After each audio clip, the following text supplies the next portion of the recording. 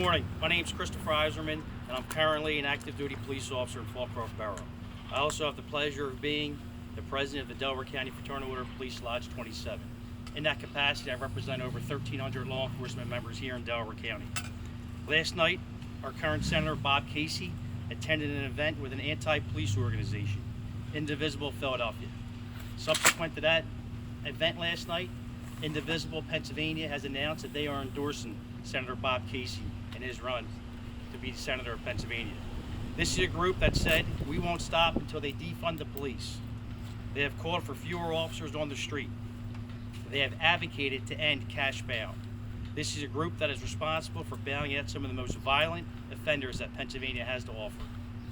At a time when there were 4 shootings in 4 days on our local public transit system and law enforcement across the Commonwealth is understaffed, Casey's decision to align himself with these defund the police activists is alarming and extremely dangerous. Casey's record on crime and policing is more in line with Indivisible Philadelphia's agenda than with the people of this great Commonwealth. Pennsylvanians deserve better. When there was a call to strip district attorneys who failed to prosecute certain crimes of their funding, Casey backed up the failed DAs instead of the people who he's supposed to serve. We all know Larry Krasner's progressive approach to letting criminals back on the street isn't working, and yet Bob Casey supports Soros-funded prosecutors in Pittsburgh and Philadelphia who have let crime get completely out of control. Casey voted against $300 million to anti-narcotic and opioid activities carried out by the U.S. Customs and Border Protection. He voted against Kate's Law twice, which would have set a mandatory imprisonment minimum for deported felons who illegally re-enter the U.S. Casey says there's systemic racism in our police.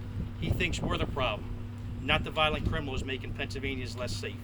He co-sponsored a bill that would end qualified immunity, which protects officers from being sued for actions taken in the line of duty unless the courts have previously deemed those actions unreasonable.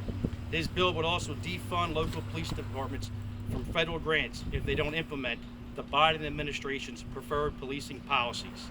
Thankfully, Pennsylvania has a law and order Senate candidate that will work with the police and not against us, Dave McCormick.